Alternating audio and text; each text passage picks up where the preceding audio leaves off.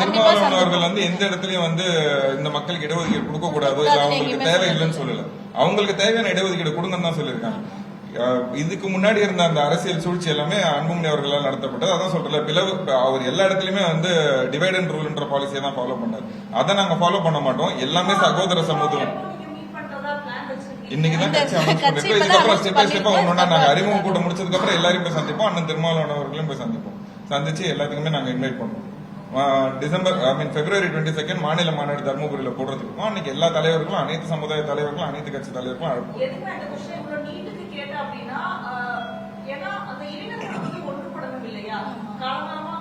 இல்ல நான் தான் சொல்றேன், சகோதர சமூகமா தான் இருந்தோம் இத்தனை நாளா.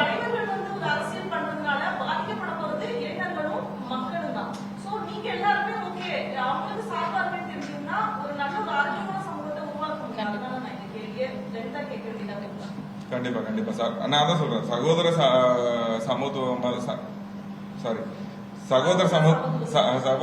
சமூகமா தான் இருந்திருக்கும் இத்தனை நாளா. நடுவுல ஒரு சில பிரச்சனைகள் நடந்திருக்கு. இதுக்கப்புறம் கண்டிப்பா அது அந்த யூனிட்டி டுவர்ட்ஸ் எவ்ரி ஒன் அதை நாங்க கண்டிப்பா கடைபிடிப்போம். யாரையுமே இழிவுபடுத்தி பேசுறதோ, யாருக்குமே எந்த அநீதியும் துரோகமும் நடக்காது.